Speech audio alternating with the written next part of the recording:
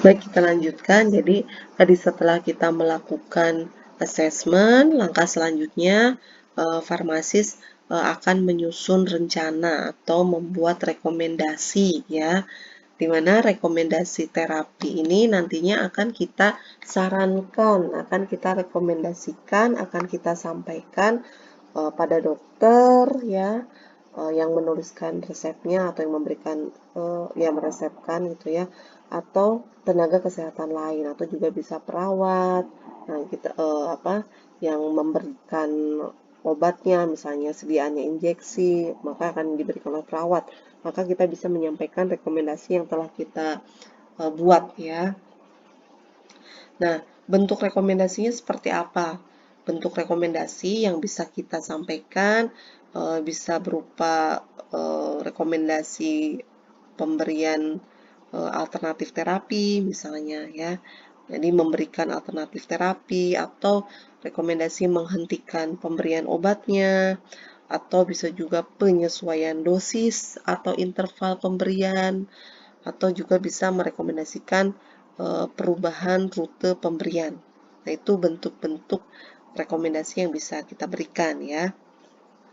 Dan kita bisa sarankan ketika dengan obat pilihan pertamanya drug of choice-nya tidak efektif, kita bisa berikan rekomendasi alternatif terapi yang lainnya.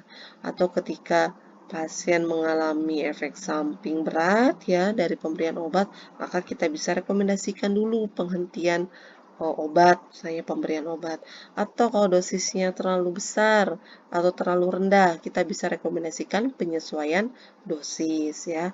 Atau kalau rute pemberiannya tidak sesuai, kita bisa rekomendasikan juga sesuai dengan rute pemberian yang tepat.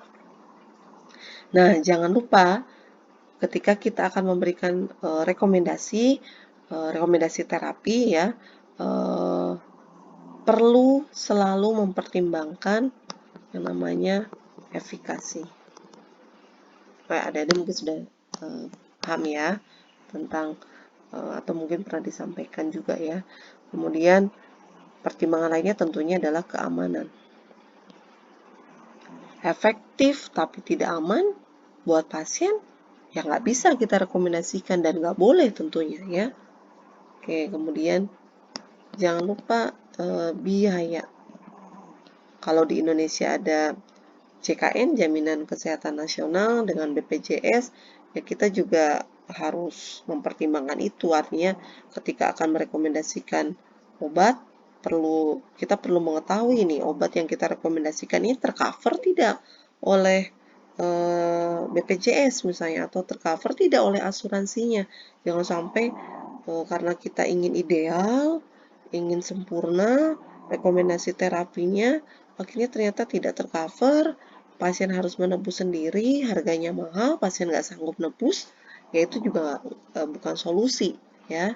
Jadi ya solusi yang diberikan itu juga tentunya harus yang memang sesuai dengan kondisi dengan kebijakan di rumah sakit atau kebijakan di puskesmas atau kebijakan di Indonesia ya. Kemudian kita juga mempertimbangkan bentuk regimennya ya, atau bentuk sediaannya, artinya regimen yang mudah untuk dipatuhi oleh pasien ya. Apalagi kalau penggunaan obatnya obat-obat yang digunakan dalam jangka panjang atau sifatnya long term ya. Maka itu bisa menjadi pertimbangan juga untuk kita memberikan rekomendasi ya. Contohnya misal obat-obat OAT, obat anti tuberkulosis ya, untuk pasien-pasien TB, infeksi tuberkulosis ya. Nah, di lapangan itu tersedia dalam sediaan kombipak ya. Nanti adik-adik juga akan belajar lebih detail ya di farmakoterapi 5 ya, atau farmakoterapi infeksi ya. Kombipak artinya kombipak itu terpisah-pisah. Jadi si pasien itu harus minum, padahal ada 4 jenis obat nih ya. Ada rifampicin, ada INH, ada etambutol, ada pirazinamid. Nah, itu harus diminum setiap hari. Ini ada rifampicin, ada INH, ada etambutol, ada pirazinamid ya. Terus diminum setiap hari selama kurang lebih 6 bulan. Bisa dibayangkan, 4 obat setiap hari 6 bulan ya. Dan ini sudah terbukti bahwa pasien-pasien kalau dikasih yang sediaannya bentuknya kombipak, ketidakpatuhannya tinggi. Kenapa ya? Bosan, kemudian tentunya juga tidak nyaman ya. Nah, maka pemerintah mulai menyediakan alternatifnya ya, yang dalam bentuk FDC, Fixed Dose Combination. Artinya dalam satu tablet nih sudah ada tiga ya, 3 atau 4 tergantung lah. Artinya kalau obat TBC itu dia ada ya sesuai dengan kategori TBC-nya ya. TBC-nya apa, dia pasien baru, pasien kambuh dan lain sebagainya, sehingga obatnya akan berbeda-beda. Ada yang isinya dalam satu tablet itu 3 rifampicin, INH, etambutol, ada yang isinya 4 ya, dan pirazinamid misalnya. Jadi bisa dibandingkan. Kira-kira pasien akan lebih patuh yang mana?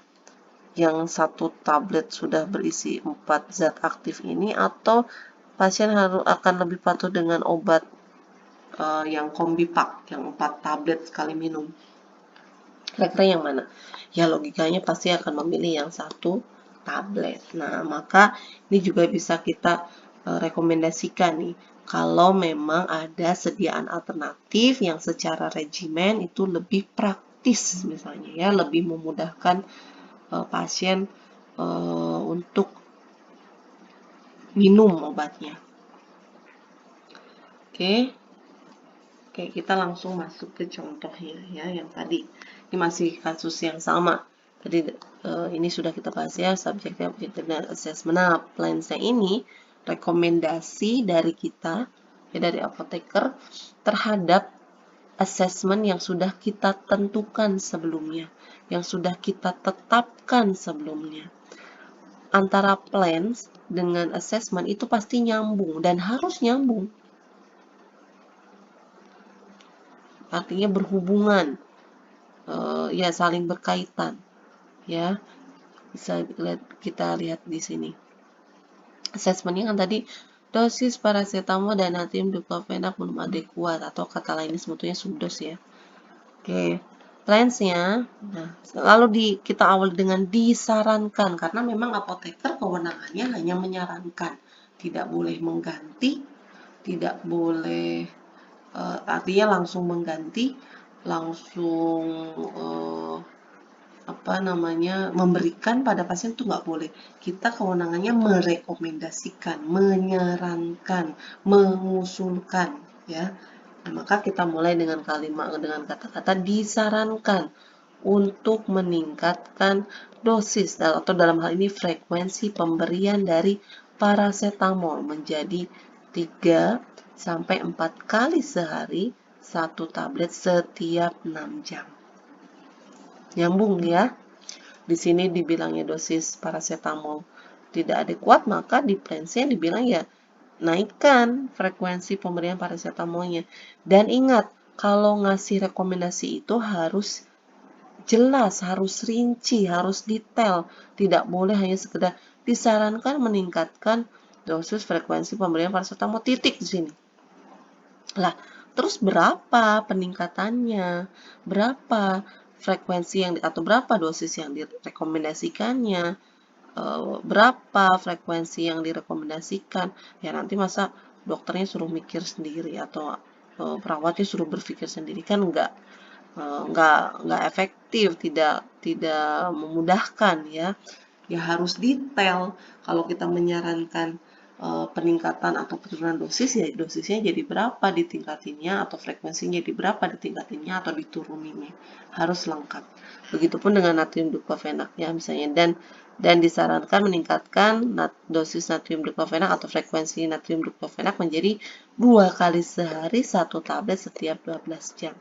Ya meskipun tidak harus 12 jam sih ya, boleh ya kalau analgesik itu kan sifatnya PRN, tapi juga tidak boleh terlalu dekat ya, tetap perlu mempertimbangkan tes tengahnya ya.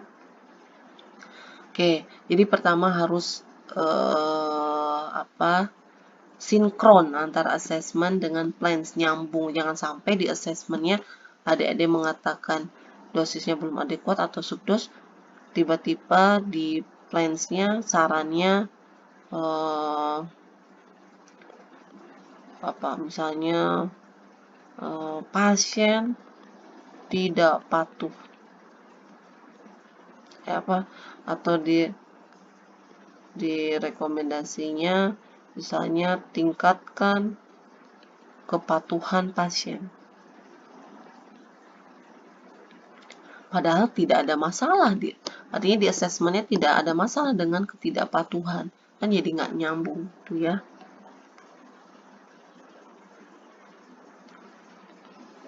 Harus nyambung ya. Oke, kita lihat dengan ini sama ya, tapi dengan format yang berbeda. Tapi ininya sama ya, sebetulnya prinsipnya sama.